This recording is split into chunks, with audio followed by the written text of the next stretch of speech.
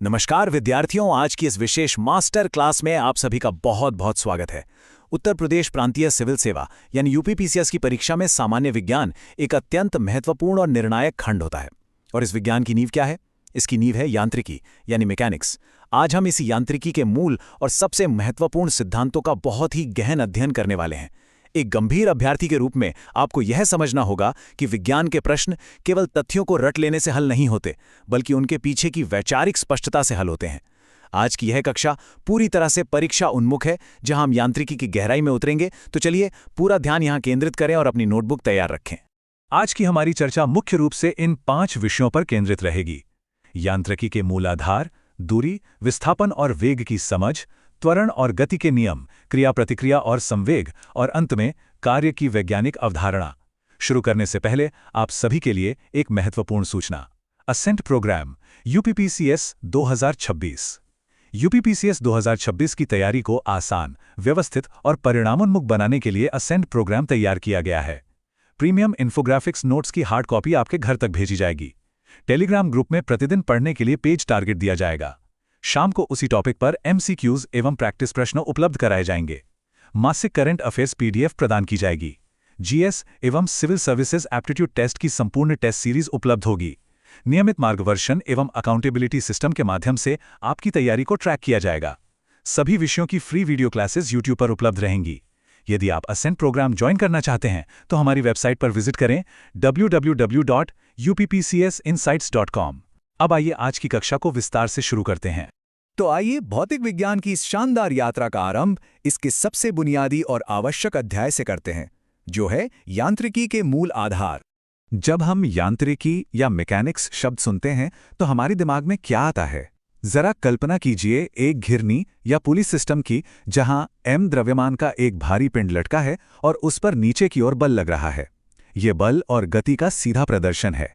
या फिर एक लीवर को सोचिए, जो अलग अलग दूरियों पर लगे 2 बलों को बड़े ही शानदार तरीके से संतुलित करता है।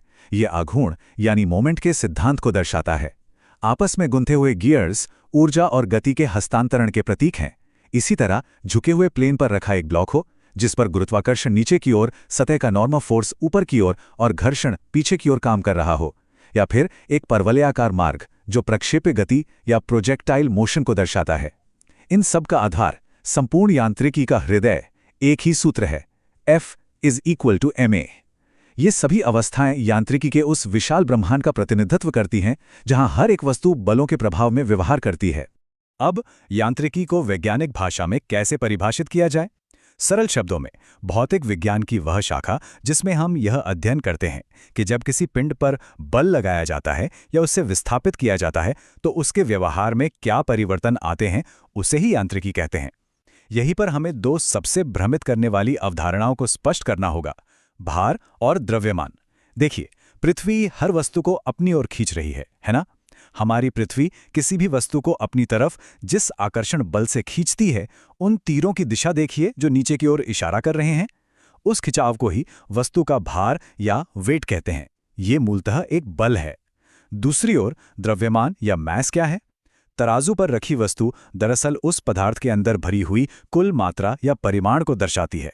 किसी भी वस्तु का द्रव्यमान इस पूरे ब्रह्मांड में हर जगह एक समान रहता है, एकदम स्थिर, वो कभी नहीं बदलता। परीक्षा के दृष्टिकोण से भार और द्रव्यमान का यह तुलनात्मक अंतर अत्यंत महत्वपूर्ण है। आइए इसे पंक्ति दर पंक्ति समझते हैं। पहला अंतर तो परिभाषा का ही है। भार पृथ्वी के खींचने की ताकत है, जबकि द्रव्यमान पदार्थ की कुल मात्रा है। दूसरा, क्योंकि भार एक बल है, इसलिए इसे नापने की इकाई न्यूटन है। वहीं द्रव्यमान को नापने की इकाई किलोग्राम होती है। तीसरा और बहुत ही महत्वपूर्ण वैचारिक बिंदु, भार एक सदिश राशि है, यानी वेक्टर क्वांटिटी। इसमें परिमाण के साथ एक दिशा होती है, बिल्कुल एक कंपास की तरह, जो हमेशा एक निश्चित दिशा यानी नीचे की ओर इंगित करता है। जबकि द्रव्यमान एक अदिश राशि है, यानी स्केलर क्वांटिटी।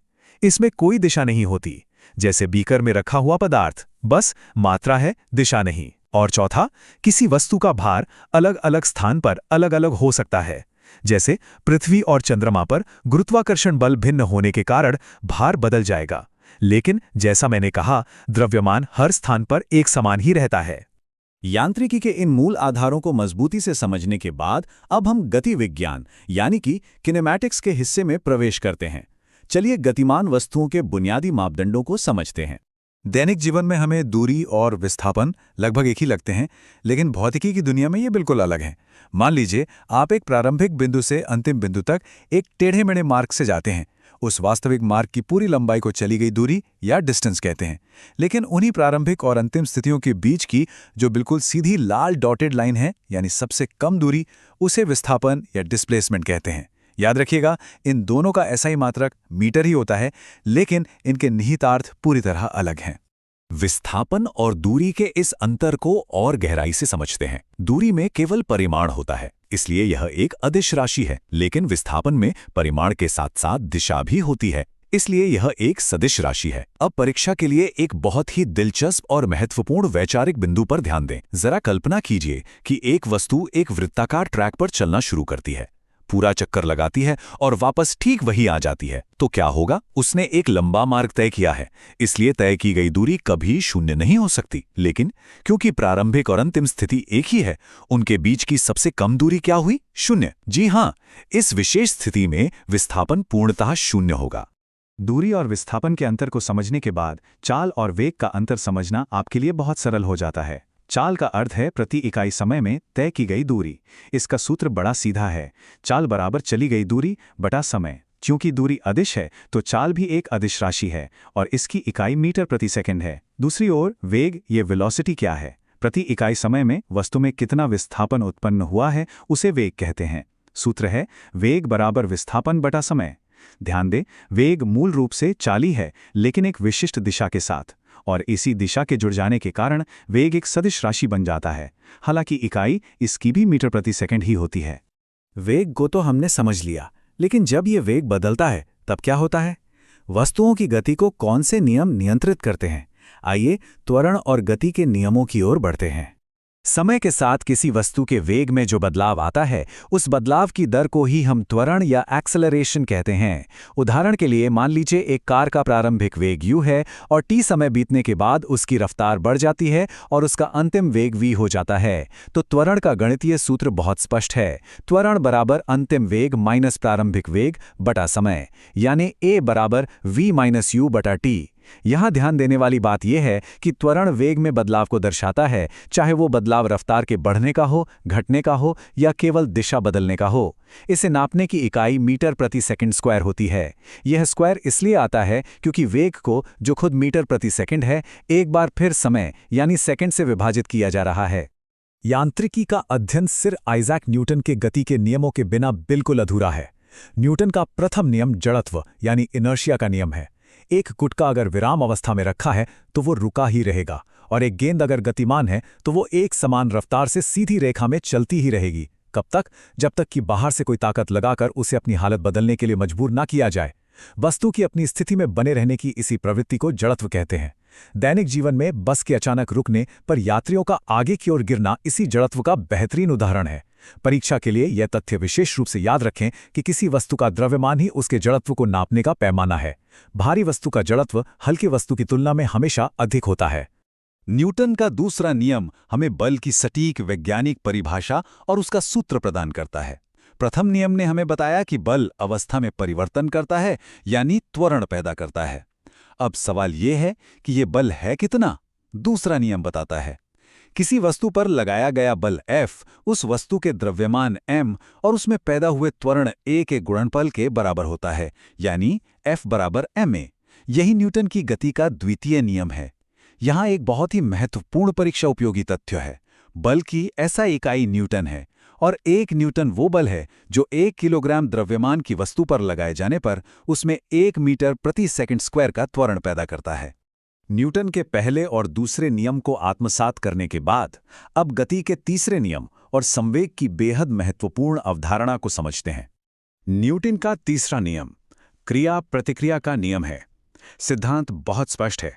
जब भी कोई वस्तु दूसरी वस्तु पर बल लगाती है तो दूसरी वस्तु भी पहली वस्तु पर एकदम बराबर बल लगाती है, लेकिन बिल्कुल विपरीत दिशा में। उदाहरण के लिए, जब कोई व्यक्ति ईंटों की दीवार को धकेलता है तो मान लीजिए जो धक्का व्यक्ति दे रहा है वो क्रिया है, यानी नीला तीर, और उसी समय दीवार जो वापस उस व्यक्ति पर बल लगा रही है वो प्रतिक्रिया है, यानी लाल तीर। ये दोनों बल परिमाण में यानी ताकत में बिल्कुल बराबर होते हैं, लेकिन इनकी दिशा एक दूसरे के ठीक उल्टी होती है। क्या आपने कभी सोचा है कि एक भारी ट्रक की टक्कर एक छोटी कार से ज्यादा खतरनाक क्यों होती है, भले ही दोनों की रफ्तार समान हो? इसका उत्तर एक नई भौतिक राशि संवेग या मोमेंटम में छिपा है। किसी वस्तु के संवेग का अर्थ है उस वस्तु के द्रव्यमान और उसके वेग का गुणनफल। सूत्र स्पष्ट है, संवेग p बराबर द्रव्यमान m गुणा वेग v। अब चूंकि वेग एक सदिश राशि है तो संवेग भी एक सदिश राशि बन जाता है। इसकी दिशा वही होती है जो वेग की दिशा होती है। हर गतिमान वस्तु में संवेग अवश्य होता है। इसकी SI इकाई निकालना बहुत सरल है। द्रव्यमान के लिए किलोग्राम और वेग के लिए मीटर प्रति सेकंड, तो संवेग की इकाई बनी किलोग्राम मीटर प्रति सेकंड। ये एक बहुत ही महत्वपूर्ण विश्लेषण है, थोड़ा ध्यान से समझिएगा। न्यूटन का दूसरा नियम F = ma वास्तव में संवेग परिवर्तन से ही निकला है। नियम ये कहता है कि संवेग में बदलाव की दर वस्तु पर लगाए गए बाहरी बल के समानुपाती होती है। जरा गणित को देखें, संवेग में बदलाव है m v - u। अब बदलाव की दर होगी m v - u upon t। चूंकि v - u अपॉन t हम जानते हैं कि त्वरण a होता है, इसलिए बल यानी F अनुक्रमानुपाती हो जाता है ma के, और यहीं से हमारा प्रसिद्ध सूत्र F = ma सिद्ध होता है। इसी से जुड़ा है संवेग संरक्षण का नियम। यदि दो वस्तुएं आपस में टकराती हैं और पूरे समूह पर बाहर से कोई बल काम ना कर रहा हो, तो उस पूरे समूह का कुल संवेग टक्कर से पहले और टक्कर के बाद हमेशा एक समान रहता है, संरक्षित रहता है। यही वो सटीक वैज्ञानिक कारण है जिससे रॉकेट अंतरिक्ष के शून्य निर्वात में भी उड़ान भर पाते हैं। बल, त्वरण और संवेग के इस गहन अध्ययन के बाद अब हम आज की मास्टर क्लास के अंतिम लेकिन बेहद अहम पड़ाव पर हैं, कार्य की वैज्ञानिक अवधारणा। आम बोलचाल में हम शारीरिक मेहनत को कार्य कह देते हैं, लेकिन विज्ञान में कार्य की परिभाषा बहुत सख्त है। कार्य केवल तब माना जाता है जब किसी वस्तु पर बल लगाकर उसकी जगह बदल दी जाए, यानी उसे विस्थापित कर दिया जाए। यदि आप बल लगाते रहें और वस्तु न खिसके तो विज्ञान की दृष्टि में आपका कार्य शून्य है। यदि किसी ब्लॉक को खींचने वाला बल किसी विशेष कोण, जिसे हम थीटा कहते हैं, उस पर लग रहा हो, तो विस्थापन की दिशा में बल का केवल एक हिस्सा यानी F cos थीटा ही काम करता है। इसलिए कार्य का वास्तविक सूत्र बनता है W = F cos theta × S। कार्य एक अदिश राशि है और इसकी SI इकाई जूल है। 1 जूल कार्य का अर्थ है कि 1 न्यूटन का बल किसी वस्तु को 1 मीटर विस्थापित कर दे। अंत में यह विचार करना बहुत जरूरी है कि अगली बार जब भी कोई वस्तु आपको गिरती या चलते हुई दिखाई दे, तो सोचिएगा कि वहां यांत्रिकी का कौन सा नियम कार्य कर रहा है। आज हमने जिन नियमों का अध्ययन किया है वे केवल हमारी पाठ्य पुस्तकों तक सीमित नहीं हैं।